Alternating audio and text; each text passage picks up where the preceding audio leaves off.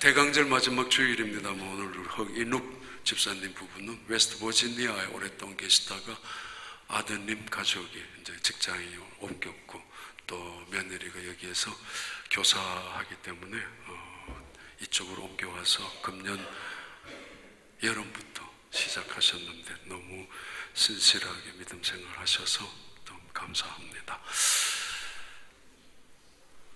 바로 얼마 전에 19살 먹은 대학생이 한국에서 자기가 살고 있는 옥탑방 그 꼭대기에 올라가서 떨어져서 죽었습니다. 죽으면서 남겨둔 유서가 친구들에게 공개되었고 또 그 친구들은 그 인터넷에 온라인으로 알려지게 또 했습니다. 이런 유서입니다. 공개 유서입니다.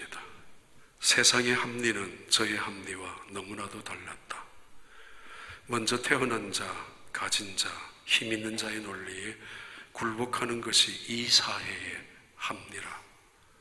합리인가? 저와는 너무도 다른 이 세상에서 버티고 있을 이유가 더 이상 없다.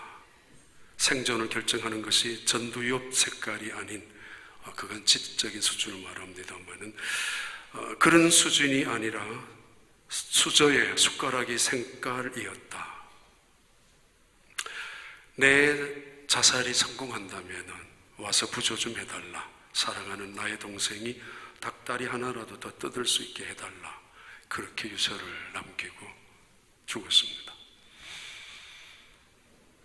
이 세상이 불합리하다고 모순 덩어리라고 생각하고 있었던 정말 안타까운 아까운 젊은 청년의 죽음입니다. 세상은 사실은 그런 말이 맞기도 합니다. 선착순의 순서대로 끊습니다. 군대에서는 특히 이 선착순이 대단히 중요합니다. 전봇대를 빨리 돌고 와라. 그래서 1, 2, 3 끊고 다시 4, 5, 6 끊고 그러면은 언제나 선착순대로 잘리게 되고 꼴찌로 들어오는 사람은 언제나 꼴찌일 수밖에 없습니다. 선택할 수 있는 그리고 그에게 어떤 새로운 기회에 도전할 수 있는 것은 거의 없습니다. 태어나면서부터 뛰는 자신이 없는 사람, 어떤 사람은 체격 조건이나 주어진 환경에 의해서 덤성덤성 걸어가도 그냥 1등 할 수 있는 사람이 있는가 하면은 어떤 사람은 피를 흘리고도 1등 하기에는 캄캄한 그런 사람. 그들에게는 이 세상은 선택과 기회가 언제나 선착순으로 먼저 태어난 사람 임자라고 생각하고 있습니다. 혹은 어떤 사람들은 아니 지금 훨씬 더 그런 세상이 되어가고 있습니다. 마치 정글에서나 있을 법한 약자의 약육강식의 법칙 말입니다. 강한 자가 언제나 약한 자를 물어뜯고 짓밟고 그것을 당연하게 여기고 그래서 언제나 약자는 빌빌거리며 살 수밖에 없고 눈치를 보고 살 수밖에 없는 강한 자가 살아남는, 그래서 약육강식의 원리를 적자생존이라고 부르기도 합니다. 승자가 살아남습니다. 우승하는 사람만 남게 됩니다. 가진 사람은 더 가지게 됩니다. 그런 세상, 특히 자본주의 세상 속에는 어쩌면 훨씬 더 그럴 것입니다.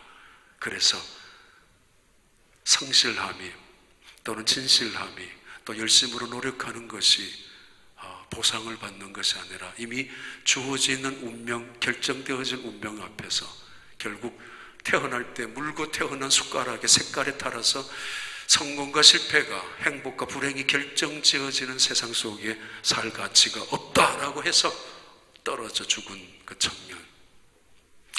맞습니다. 어떤 사람은 숟가락을, 금숟가락 물고 나온 사람들, 부모님 잘 만나서 평생 금수저 물고 살다가 죽는 사람도 있을 것이고, 어떤 사람은 은수저 물고 태어나서 불행 모르고 살 사람들, 나무젓가락, 흙수저를 물고 태어난 사람들 있을 것입니다.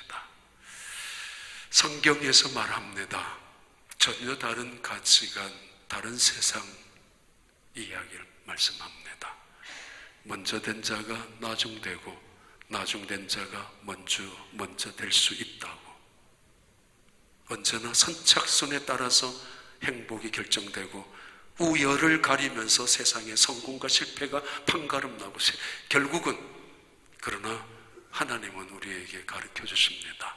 먼저 된 자가 나중될 수도 있다고. 나중된 자가 먼저 될 수도 있다고. 강자만이 살아남고 강자가 약자를 짓밟는 것이 당연한 것으로 숲속에서는, 정글에서는 그런 법칙이 통하고, 때로는 링 안에서도 우승자만이 살아남는 것이 적자 생존의 원칙이지만은, 그러나 하나님은 또 예수님께서 우리에게 말씀하셨습니다. 마음이 가난한 자가 복이 있고 애통하는 자가 복이 있고 그리고 온유한 자가 복이 있다고. 저가 땅을 기업으로 차지할 것이라고 말씀하셨습니다. 세상은 승자를 이야기하고 그래서 우승을 말하고 그들에게 잘 보이려고 애를 쓰고 있지만은, 그러나 하나님, 예수 그리스도께서 이 세상에 오셔서 말씀합니다.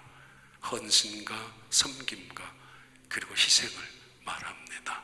또 다른 죽음을 말합니다. 그것이 사는 길이기 때문에 사사기, 계속 연말의 사사기를 말씀을 드리고 있습니다. 선착순의 논리가 가장 강하게, 그래서 누구나 먼저 본 사람이 임자고 먼저 달려가서 짚는 사람이 주인이라고 생각하고 살아가는 그때 사사기 시대입니다. 태어날 때부터 어쩔 수 없이 핸디캡을 가지고, 태어날 때부터 약함을 가지고, 그래서 죽어라 고생하더라도 이미 눈을 떠보면 다른 사람은 100m, 500m를 앞서서 달리고 있는데 나는 기어가고 있는 그런 사람들, 그 속에서도 강자들은 여전히 약자를 짓밟고 있는 그 세상의 사사시대이기도 합니다. 그런 사람들만이 살아남는 그 시대에 사람들은 눈치껏 살아가고 있습니다. 요령껏 살아가고 있습니다.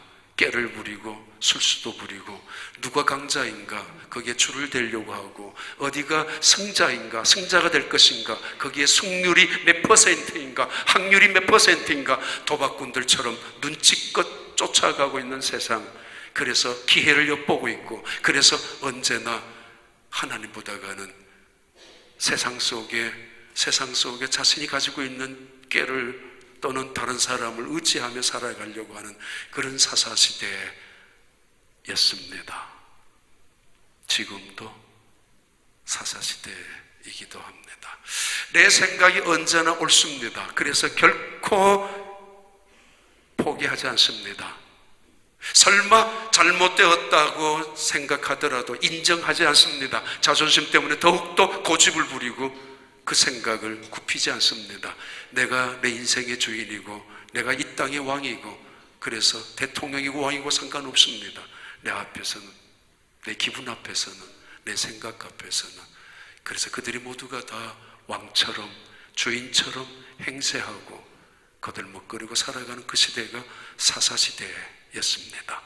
그리고 지금도 어쩌면 그런 사사시대가 계속되고 있는지도 모르겠습니다. 이런 악한 세상 속에, 하나님을 반역하고 하나님을 거역하는 그 세상 속에 하나님은 그 세상을 거부하지 아니하셨습니다. 현실을 인정하셨습니다. 불의가 판을 치고 신실한 믿음의 사람들이 오히려 짓밟히는, 연약한 자들이 보호를 받고 소외된 자들이 오히려 존중을 받는 세상이 아니라 강자만이 살아남는, 더욱더 짓밟고 더욱더 가지고 있는 그 세상 속에 하나님은 포기하지 아니하셨습니다. 낙심조차 아니하셨습니다. 살 가치가 없다라고, 떠나가자라고 죽음을 택하지 아니하셨습니다. 어두움으로 가득 찬 절망으로 가득 찬 어두컴컴한 세상 속에 이제는 희망이 없다라고, 이런 세상은 더러운 세상이니 침을 뱉고 떠나자라고 말씀하지 아니하셨습니다. 그분이 어두운 세상에 오셨습니다. 그래서 우리는 절망 가득한 캄캄한 인간이 별별 수만 볼트의 럭셔리한 퍼니처를 갖다 놓고 전기를 불을 밝히고 있다 할지라도 어두워진 이 세상 속에 주님만이 빛이라는 믿음 속에서 우리는 대강절을 지키고 있습니다. 그렇습니다. 주님은 떠나가지 아니하시고 오셨습니다. 하나님이 이 세상에 오셨습니다. 하나님을 반역하고 거역하는 세상 속에 무조건 강자가 주어져 있는 모든 것들 위에 또 하나를 뺏고 그렇게 살아가고 있는 세상 속에 온통 어둠으로 채워진 이 세상 속에 하나님이 오셨습니다. 우리는 그것을 대강절 절기로 지키고 있습니다. 왜 예수님이 이 세상에 오셨는가? 그 질문에 대답하는 종교가 기독교입니다. 신학적으로는 왜 하나님께서 사람의 몸을 입고 역사 속에 오셨는가? 그 질문으로 시작해서 그 질문에 대답을 하는 것이 기독교인이고, 그런 대답을 품고 살아가는 것이 그들을 크리스찬이라고 합니다. 왜 하나님이 사람의 모습으로 오셨는지, 왜 예수님이 이 세상에 오셨는지 그 대답을 갖고 살아가는 사람들, 수천만 번의 빛을 밝히고 수천만 번의 예수님의 대강절을 지킨다 할지라도 그 의미조차 깨닫지 못하고 그냥 형식적인 습관적인 것으로 지나버린다면 우리는 헛된 기독교 속에서 헛된 크리스찬으로 살아가는 사람일 수밖에 없습니다. 주님 모셨습니다. 어두운 세상을. 자살한 그 젊은 19살 청년, 그 청년이 정말 몸의 육체적인 한계를 지니고 있는 핸디캡인 같거나, 아니면 부모님은 어디 시장에 아니면 노동자의 품팔이를 하는 사람인 줄 알았습니다만은 전혀 아니었습니다.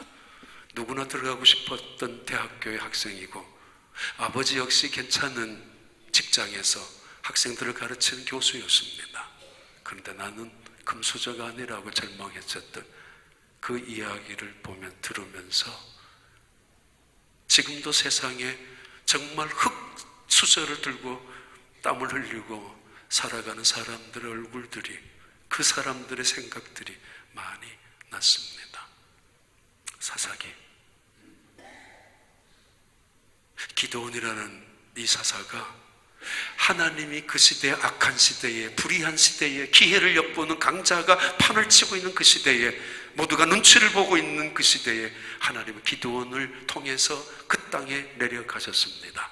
떠나지 아니하셨고 포기하지 아니하셨고 외면하지 아니하셨습니다. 기드온을 세워서 그 300명 용사를 통해서, 사실은 비겁하게 짝이 없는 300명이었지만은 그러나 성경에서는 그들을 용사라고 부르지 않습니까? 기드온과 더불어서 그 300명이 12만 명을 물리치고 승자가 되어서 돌아옵니다.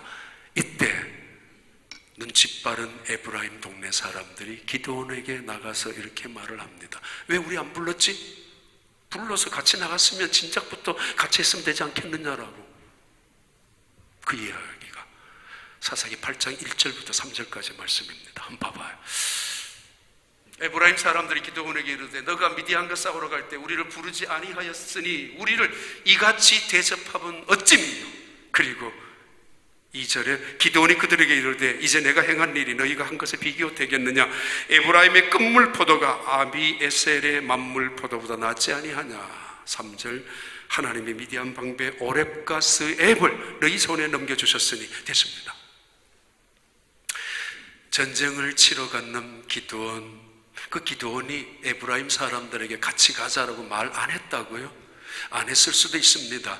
그런데 온 민족이, 지금 온 나라가 떠들썩하고 있는데, 전쟁을 하고 있는데 3만 2천 명이나 모였고 2만 2천 명 돌아갔고 1만 명이 돌아갔고, 그래서 300명 다시 남았는데 그 소문을 듣지 못했다고요? 그때는 눈치를 보고 있다가, 그때는 기회를 엿보고 있다가, 이제 기드온 용사가 가서 이기고 돌아왔다는 이야기를 듣고는 이렇게 말합니다. 왜 그때 우리에게 말하지 않았느냐라고. 정말이었을까요? 아니, 우리가 그때 말했더라면 우리가 너희들과 함께 나가서 전쟁을 할 수 있었을 텐데, 300명과 10만 명 이상이란 대군과 싸웠을 때 누가 이겨요? 어디가 승률이 많을 것 같습니까? 그것을 계산하고 있었던 그 이해 타산을 계산하고 있었던 이 에브라임 사람들이 정작 이기고 돌아오니까 그때서야 말합니다. 왜 우리를 이렇게 대접하느냐고.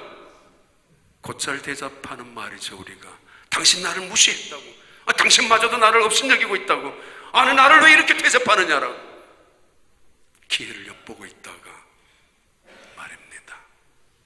내가 어떻게 살아왔는데, 내가 어떻게 교회에서 섬겼는데 이렇게 대접하느냐고 나를 이따위로. 에브라임 사람들의 이야기는 뻔한 이야기입니다. 아무리 진실하게 받아들인다 할지라도 뻔한 이야기였습니다. 그런데 기드온이 그들에게 이렇게 말합니다. 정말 기드온 같은 이야기, 지혜로운 이야기였습니다. 보세요, 미안합니다. 그때 미처 생각을 못했습니다. 그런데 한번 생각해 봐요. 당신들의 마지막 포도가 끝물의 포도가 우리가 가지고 있는 만물의 첫물의 포도보다가 더 낫지 않습니까? 마지막 밥상 위에 누군가가 다 수고합니다. 어떤 사람은 자기가 다 하는 것처럼 얼굴만 보이면서 자기가 행세하를 합니다. 이거 내가 한 거라고.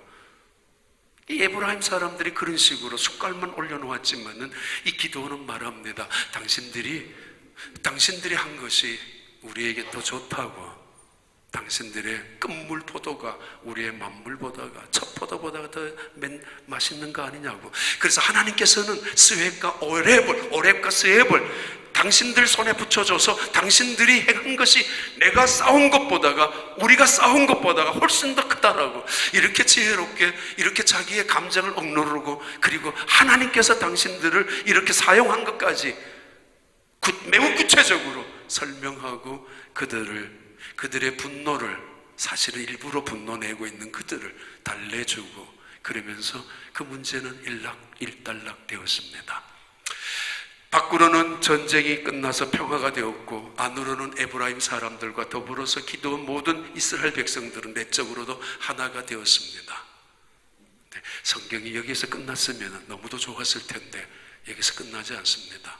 3절에서 끝났다면 기도는 정말 하나님의 사람이었고, 기도는 신실한 하나님의 종이었다고, 역사 속에 예수님처럼 그렇게 사셨던 분으로 인정받을 수 있었을 텐데 그렇지 못하는 내용들이 4절부터 8장 전체까지 나타나고 있습니다. 조금 내가 이 일을 했어, 누군가가 손뼉을 치고 누군가가 인정해주고 누군가가 환호하면은 조금 속에서부터 교만한 생각이 꿈틀거리기 시작하는가 봅니다. 어쩔 수 없이 인간은. 그래서 사람들이 말합니다. 오 인간이여. 8장 4절에 대단히 중요한 말씀이 시작하는 본문의 말씀입니다. 4절에 이런 말씀입니다. 기드온과 함께 한 자 300명이 요단강에 이르러 건너고 비록 피곤하나 추격하며. 무슨 일이 생겼는가 하면은 기드온은 지금 10절 11절 한번 볼까요? 8장 10절 11절 보면은 이때 세바와 살문나가 갈골에 있는데 동방 사람의 모든 군대 중에 칼든 자 12만 명이 죽었고 그 남은 5,000명 가량은 그들을 따라와서 거기에 있더라. 11절에 적군이 안심하고 있는 중에 기드온이 노바와 옥부와 동쪽 장막에 거주하는 자의 길로 올라가서 그 적진을 치니, 무슨 말인가 하면 지금 300명을 데리고 12만 명을 죽이고 왔습니다.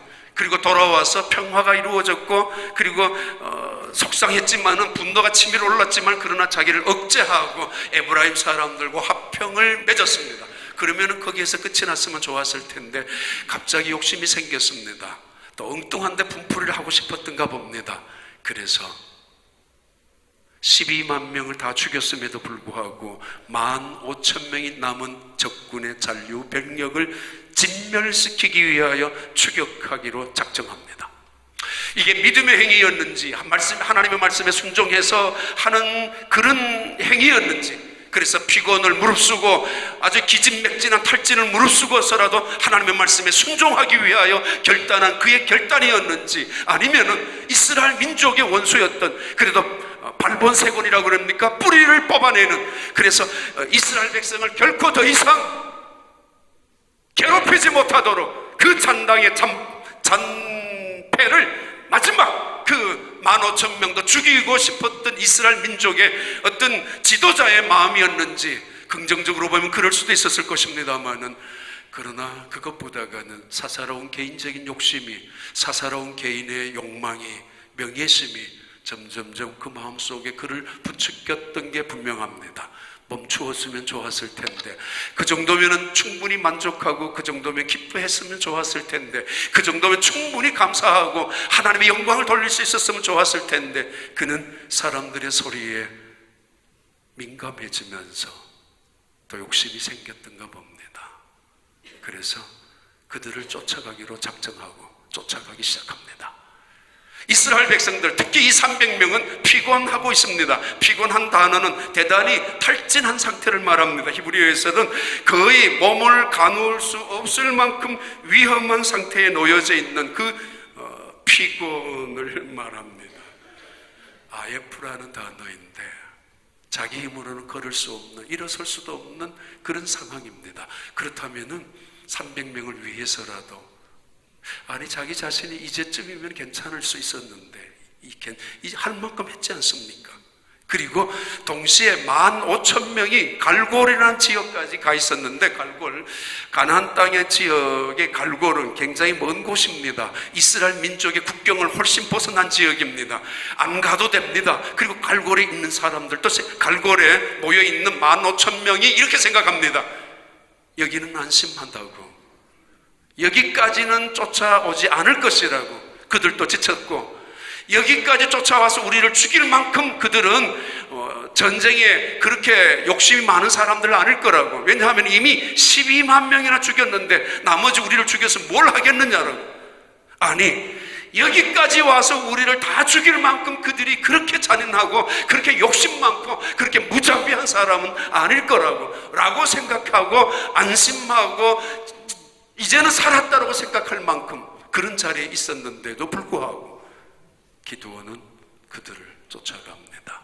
그들이 상상도 못했던 시간에 설마 이렇게까지 잔인할 정도로 우리를 짓밟기야 하겠느냐라고.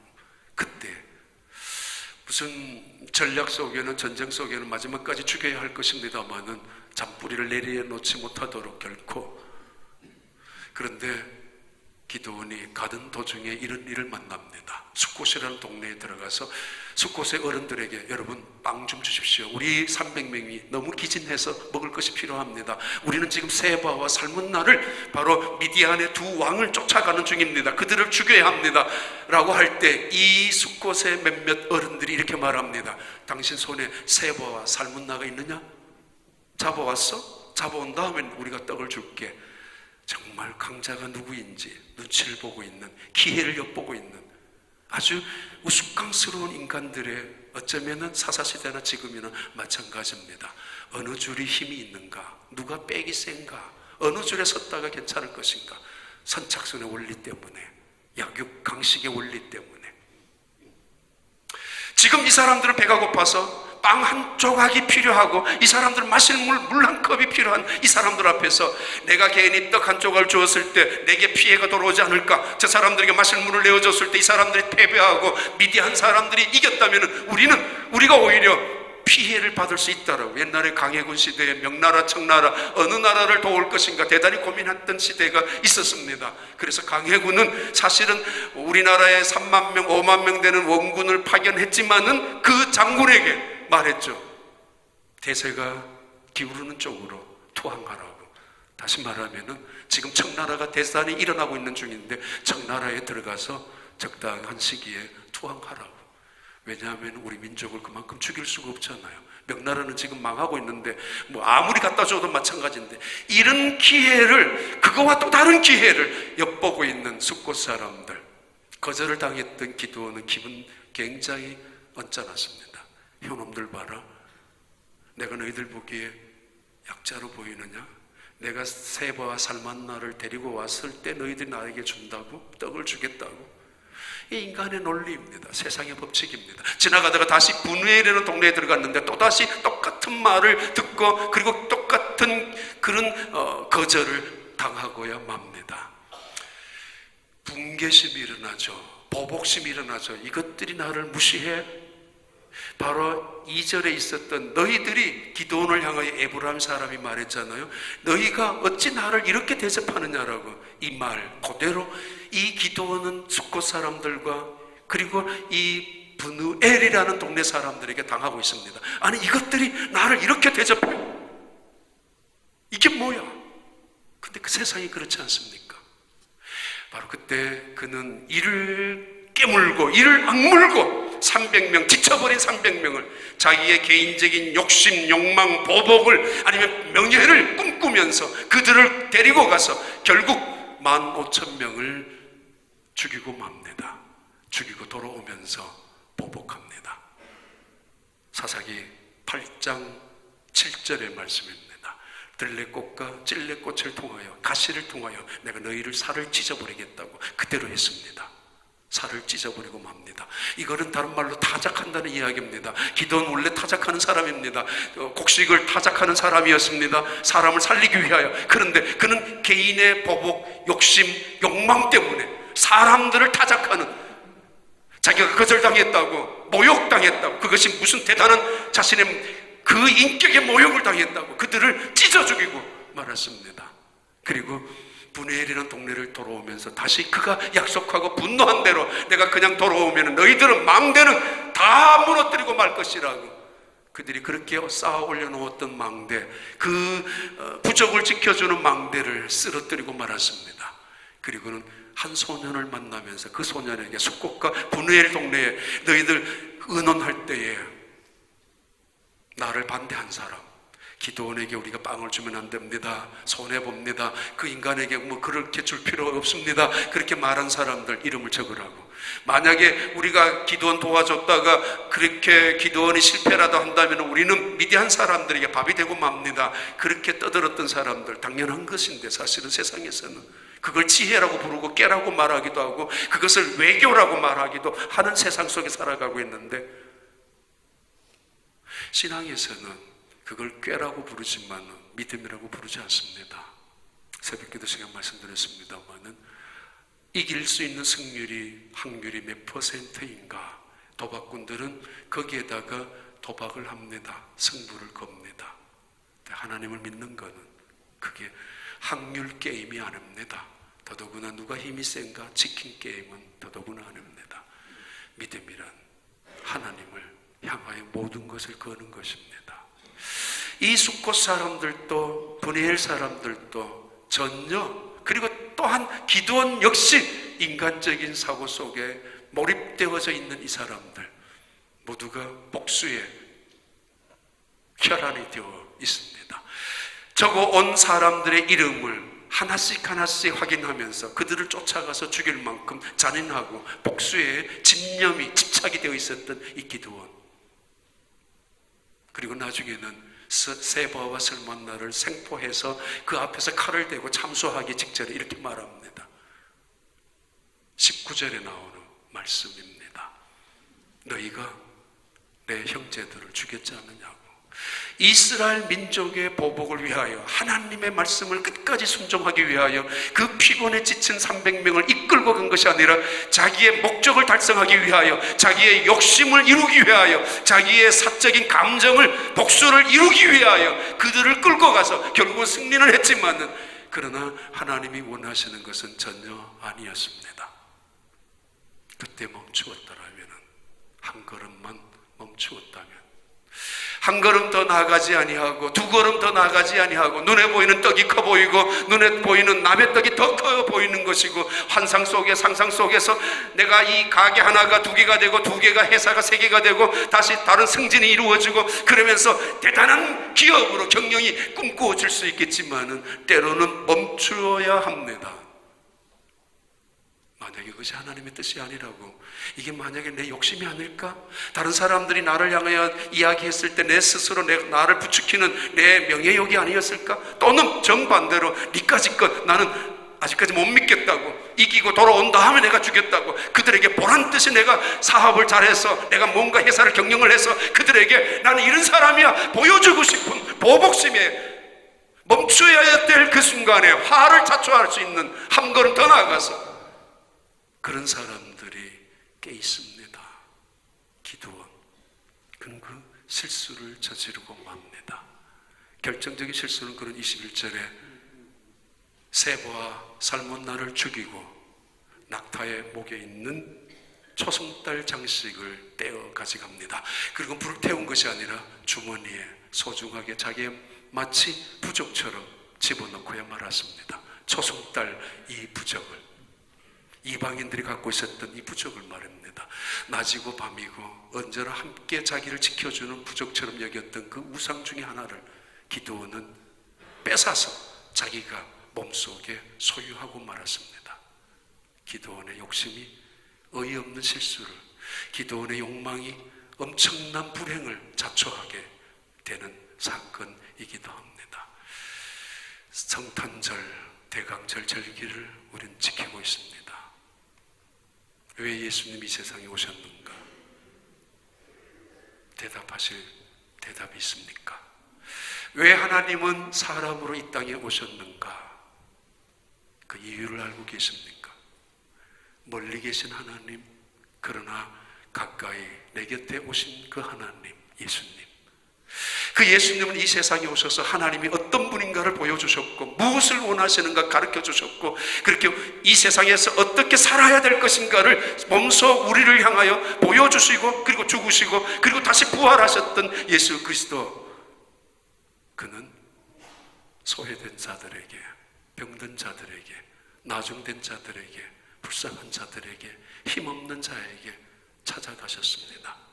오해하지 마십시오. 1등한 사람들에게 무시하고 앞에 우승하는 아주 우열 속에서 우가 되는 사람들을 무시하는 것이 아니라 그들을 거절하는 것이 결코 아니라 그들은 한 번도 예수님을 환영한 적이 없습니다. 제대로. 그 참 이상한 거죠. 예수님이 세상에 오셨습니다. 절망 가득한 어둠에 있는 세상 속에서. 그래서 간신히 자기 몸 하나 출수리지도 못하는데도 하나님의 영광을 위하여 믿음으로 살려고 하는 사람들 곁에, 때로는 힘들고 어려운 자기 스스로 어려운 환경 속에서 눈 떠보면 다른 사람들은 100m, 500m를 앞서 달리고 있는데 나는 여전히 이 땅에서 허덕거리고 있는 그 사람들, 가족들의 그 진단 통해서 암 환자로 살아갈 수밖에 없는 사람들, 자기의 자녀를 키우지만 여전히 자기의 어떤 진을 물려받아서 아이들 형편없이 이 세상에서 살아갈 수도 있는 그런 가족들을 바라보면서 죽는 것을 생각하지 않고 그 하나님이 나에게 어떤 분인가, 그 예수님은 내게 어떤 분으로 나를 돕고 계시는가, 그 사실 앞에서 감사하며 살아가는 사람들, 그들에게 대강절은 매우 뜻깊은 절기입니다. 멈추어서 주님이 내 곁에 계시는 순간 주님과 함께 다시 걸어갈 수 있는 그런 절기가 이런 대강절 절기이기 때문입니다. 주님이 오셨습니다. 그 주님과 함께 사시는 여러분들이 되길 바랍니다.